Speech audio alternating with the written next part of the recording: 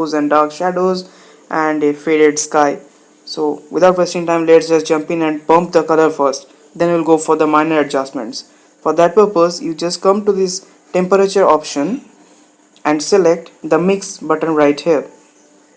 Then we'll be selecting this drag button here, and this selects let's select the hue first, and then just the color on which you to change the hue, tap there and move your finger up or down.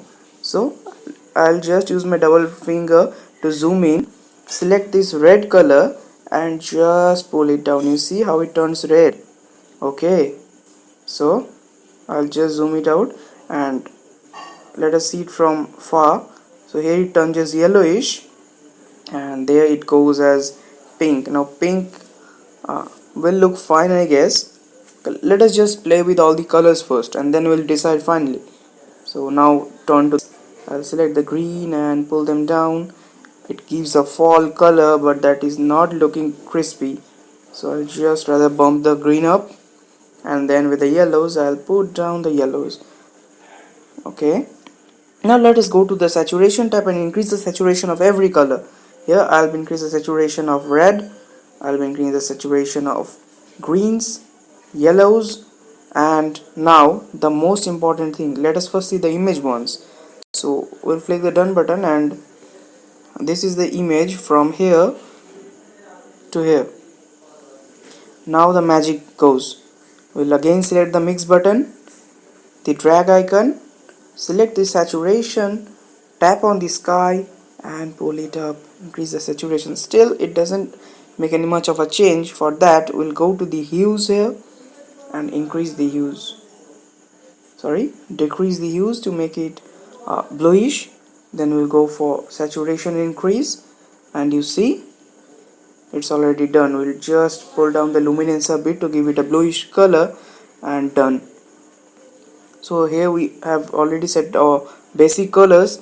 Next let us just play with few colors. So from here to here, now I'm thinking this pink is not up to the mark, so again I'll just go mix and drag. I'll just increase the luminance of the green to make it much more the pink to make it glow. The greens are in the shadows, so I'll just bump them too. I'll take the saturation down or blues a bit, and then we'll go for the fine tuning, that is the light section of the Lightroom app. Now let us look at the curve here. So this curve is well balanced. I'll show another video on how to understand if your photo has well balanced from the curve. So right now you just follow me on this process. We'll just bump the exposure a bit to make it pop, and then we'll increase the contrast.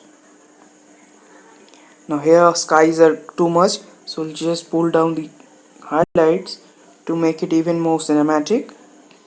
Then we'll just bump the shadows because there are trees in these two corners, so they are in too dark, so we'll bump the shadows and bump the blacks.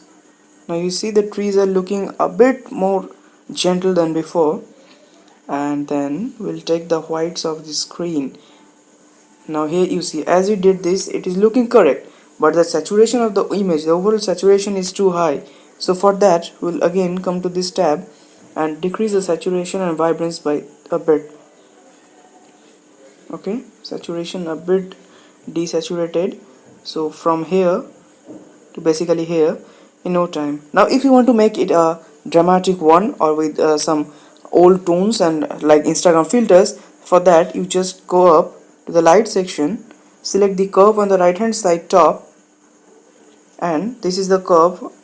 Select 2 points here, make a point here, and then just increase the shadow regions, and you see it already got a dramatic look, and then done.